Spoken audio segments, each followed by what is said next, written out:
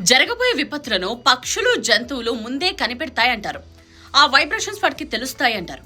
ఆ సమయంలో చాలా విచిత్రంగా ప్రవర్తిస్తూ ఉంటాయి కూడా. సో ఇలాంటి వినడమే తప్ప నిజంగా చూసింది చాలా తక్కువ.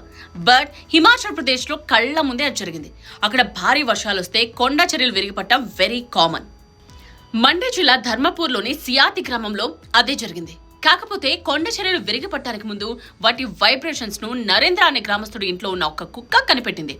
సో అది మొరగడం మొదలుపెట్టింది. మామూలుగా మొరిగితే పెద్దగా రియాక్ట్ అయ్యేవాళ్ళు కాదేమో, కానీ ఊళ్ళలు వేస్తూ విచిత్రంగా ప్రవర్తించడం మొదలుపెట్టింది. దాన్ని సీరియస్ గా తీసుకున్న ఆ ఇంటి యజమాని బయటకు వచ్చి చూశాడు. ఇంటి గోడకు పగుళ్లు రావడం కనిపించింది అతనికి. వరద మెల్లగా ఇంట్లోకి రావడం మొదలైంది. సో వెంటనే కుటుంబ సభ్యులను లేపి బయటకు పరిగెత్తి గ్రామస్తులందరినీ కూడా అలర్ట్ చేశాడు. వాళ్ళంతా సేఫ్ ప్లేస్ కి వెళ్లిపోగానే ఆ గ్రామంపై ఒక్కసారిగా కొండ చర్యలు విరిగిపడ్డాయి. గ్రామం మొత్తం శిథిలాల కింద కూరుకుపోయింది. అలా ఒక కుక్క 67 మందిని కాపాడింది.